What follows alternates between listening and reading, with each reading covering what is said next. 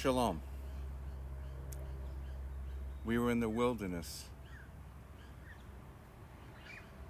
For the first time in several hundred years, we were free. We had the sun above our head.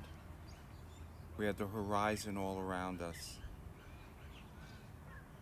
We did not have the Egyptians to tell us what to do, when to eat, when to sleep, when to work, when to rest, when to use the bathroom, when it would be okay to have a family. Every bit of our lives,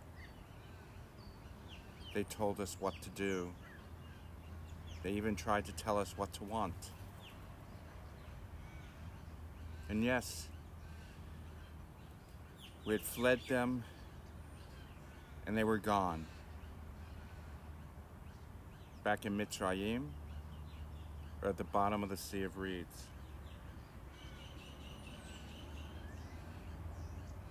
But after our hearts had stilled a bit from the running,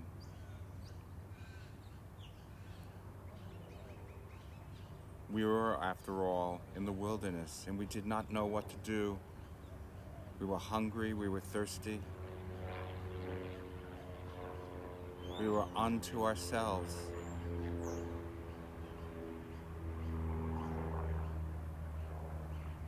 And we were frightened. And in a weird sense, we felt alone.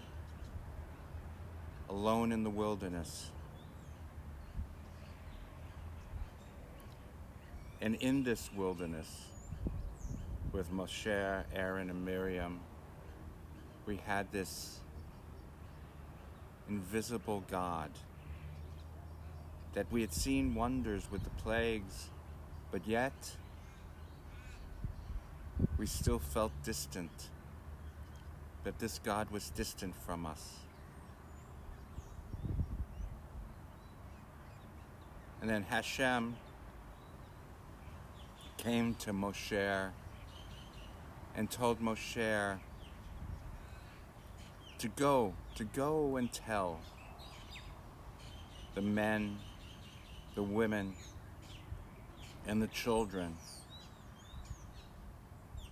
Go and tell them that the ones whose heart makes them want to draw near me, to build a sanctuary,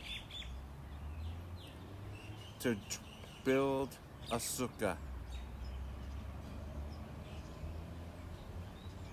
Not everyone, just the ones who wish me to come. And if they do this, that I will dwell with them.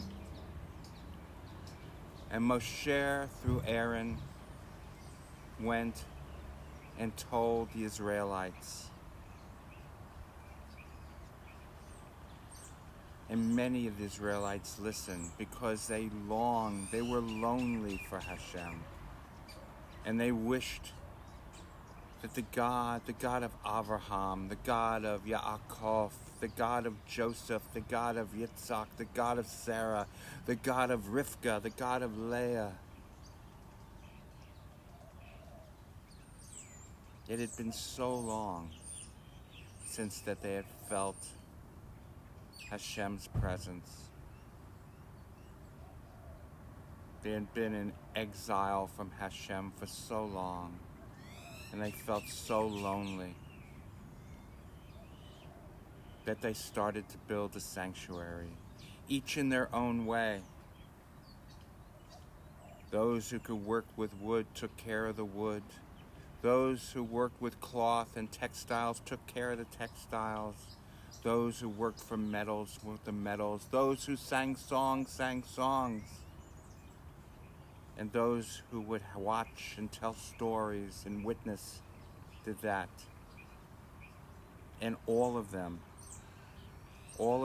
whose heart wanted to draw closer to HaShem, built a great portable sanctuary right there in the middle of the wilderness.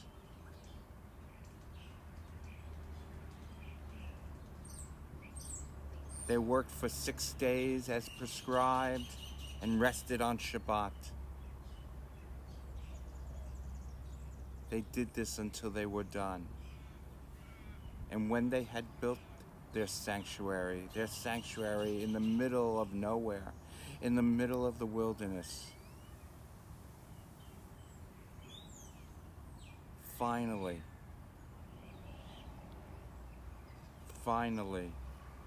their wait was over. And HaShem came and dwelt with us. And just sat with us, the presence of HaShem.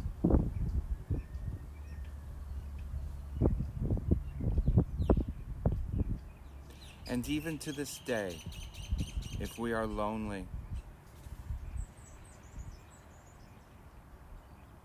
whether that loneliness is a physical loneliness or a spiritual loneliness, we can create a home through our building, through our song, through our stories, through sitting with each other, through building, dare I say it, as I did, a bridge table with cards on it that we can reside underneath and dwell underneath. Through our song and our story and our commitment to each other, we can create that sanctuary, that safe place. And when we do it with all our hearts and all our songs and all our stories, and we quiet ourselves, there, in that place, HaShem will dwell with us.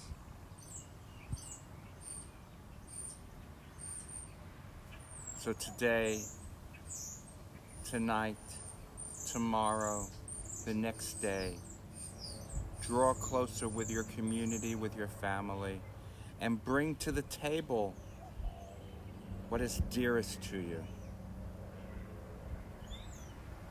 And open your heart and use that to build a sanctuary, and HaShem will dwell with you.